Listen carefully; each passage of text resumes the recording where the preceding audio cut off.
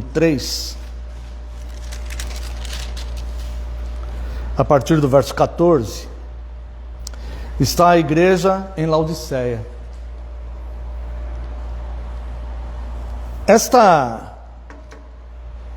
Uma pequena visão dessa igreja de Laodiceia.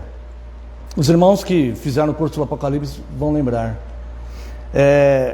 Essa igreja de Laodiceia era uma cidade muito próspera. Havia ali um grande centro financeiro. Havia uma fábrica que fabricava uma tinta para colorir as túnicas, para colorir os tecidos. Naquela época era assim: os nobres usavam as túnicas coloridas, porque era muito caro esse processo de tingir o tecido. Os pobres usavam uma túnica branca, sem tintura. Tá? Então havia nessa cidade um grande centro financeiro. Havia uma fábrica de tinta que era para produzir as roupas dos nobres, para pessoas nobres, pessoas abastadas, né, financeiramente. E havia uma fábrica farmacêutica, uma indústria farmacêutica lá. Eles fabricavam um pó que, misturado com água, servia como colírio. Então pessoas de diversas partes do mundo iam lá comprar. Então era uma cidade extremamente próspera, por causa das suas indústrias, principalmente essas duas, e também por ser um grande centro financeiro. Eles eram tão prósperos e tão orgulhosos na cidade, estou falando da cidade, né? Eles eram tão orgulhosos por essa prosperidade que eles tinham nessa cidade, que houve um terremoto ali uma vez. Houve um terremoto que devastou a cidade. E o Senado romano, que usufruía muito dos benefícios dessa cidade, né? O Senado romano, então, votaram lá entre eles uma oferta financeira para reconstruir a cidade. Sabe o que o Senado de Laodiceia fez? Recusou a oferta. E se auto-reconstruíram sozinhos. E ali, provavelmente por causa disto, a igreja daquela cidade, elas tinham mais ou menos o mesmo sentimento, que é o que dá para transparecer nessa carta. Então veja só aqui, ó, a partir do verso 14. Ao anjo da igreja em Laodiceia escreve. Aqui é Cristo mandando João escrever, né? Estas coisas diz o amém. Já expliquei para os irmãos, né? O amém no original, que às vezes é traduzido por amém, então, mas quer dizer verdade. Verdade, tá? Pode confiar nisto. Essas coisas diz o amém, a testemunha fiel e verdadeira, o princípio da criação de Deus. Olha só o que ele descreve para essa igreja aqui. Conheço as tuas obras, que nem és frio nem quente. Quem dera fosses frio ou quente. Assim, porque és morno, e nem és quente nem frio, estou a ponto de vomitar-te da minha boca. Irmãos, eu tenho temor até de ler isso, quanto mais de pregar um negócio desse. Eu tenho temor disso, irmãos. Eu tenho temor disso aqui. Conheço as tuas obras, que nem és frio nem quente. Quem dera fosses frio ou quente. Imagina Cristo falar: quem dera você fosse frio ou quente, que seria o melhor, né?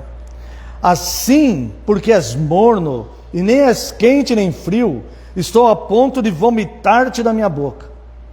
Pois dizes, está falando para a igreja, hein? Não está falando para a cidade não, está falando para a igreja. Pois dizes, estou rico e abastado, e não preciso de coisa alguma. E diz aqui, e nem sabes que tu és infeliz, sim, miserável, pobre, cego e nu.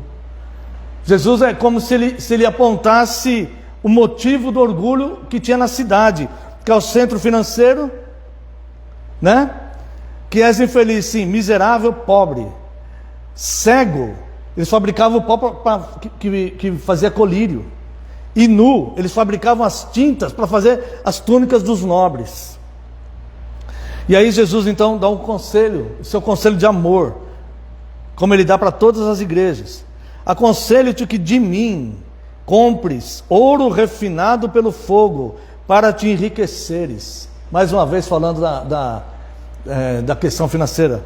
Vestiduras brancas para te vestires. Não se importe com as vestiduras coloridas dos ricos. Compra vestidura branca para você, para te vestires, a fim de que não seja manifesta a vergonha da tua nudez, e colírio para ungires os teus olhos, a fim de que veja. Porque vocês estão tão cegos por esse orgulho, que vocês não veem a necessidade que é o amor. Eu repreendo e disciplino a quantos amo. Sê, pois, zeloso e arrepende-te. E vem esse verso 20, que ele é totalmente distorcido aí fora, né? As pessoas usam esse verso 20 para dizer que Jesus está batendo na porta dos incrédulos. Ah, eis que estou à porta e bato. Se alguém abrir a porta e ouvir, as pessoas falam assim: ah, Jesus está batendo, fala para o incrédulo, Jesus está batendo na sua porta, se você ouvir e abrir. Essa palavra não é para o incrédulo. O que Jesus está falando, Jesus não fica batendo na porta de incrédulo nenhum. Jesus manda só uma mensagem: arrependa-te dos seus pecados. O pregador verdadeiro vai falar: arrependa-te dos teus pecados. Quem sabe ele tem a misericórdia de você, porque o pecador não sabe de quem Deus vai ter misericórdia e quem não vai. Então o pregador prega: arrependa-te dos teus pecados. Quem sabe ele tem misericórdia de você. Jesus não está na porta de incrédulo nenhum batendo no coração. Jesus não está com chapéu pendendo esmola para ninguém. Somos nós que precisamos dele. É o incrédulo que precisa dele. Quem sabe ele tem a misericórdia de nós. Agora aqui a situação é mais grave ainda, porque Jesus ele está batendo na porta da igreja, de uma igreja que decidiu tirar fora o amor e ficar no orgulho, seja por causa da cidade ou por qualquer outro motivo. Agora olha só: eis que estou à porta e bato, falando para a igreja. Se alguém ouvir a minha voz, alguém que está na igreja, se alguém ouvir a minha voz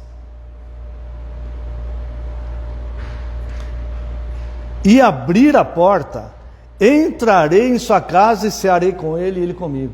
Se alguém nesta igreja ouvir a minha voz, essa família será salva, porque eu vou entrar nessa casa. Essa família será salva. É diferente do que ele fala para a igreja de Éfeso: se vocês não se arrependerem, eu virei e moverei o candeeiro deste lugar. E ele mandou a tribo dos godos lá, que destruiu Éfeso, e a igreja acabou na cidade de Éfeso, porque não houve arrependimento ali. Agora, aqui ele está dizendo, ele fala para a igreja e ele chama o indivíduo. Eis que estou à porta e bato.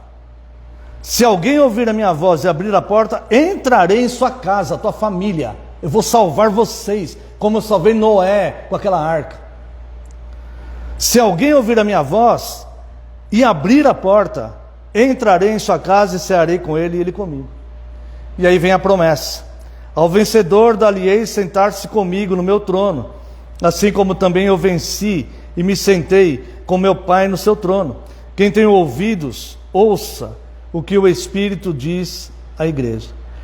Essa palavra é de Jesus para a sua igreja. Ele bate na porta daqueles cristãos que estavam lá mornos, ou mornos, não sei qual que é o português correto aqui, passivos, inoperantes, que pensavam apenas em si mesmos, em seus benefícios e seus direitos, mas que se afastaram da chama do amor que aquece a alma e o coração. De um jeito ou de outro, cada um de nós terá que responder a um chamado desse de Cristo, abrindo a porta da igreja ou mantendo ele fora da igreja.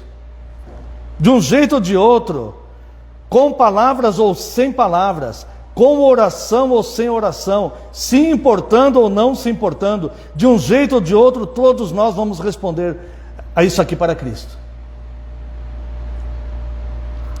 Que Deus tenha misericórdia de nós e que sejamos contados com aqueles que escolhem o amor, que a chama do amor venha tirar toda a mornidão e frieza e nos aquecer completamente, para que possamos fazer essa obra linda e útil que Ele colocou nos nossos braços.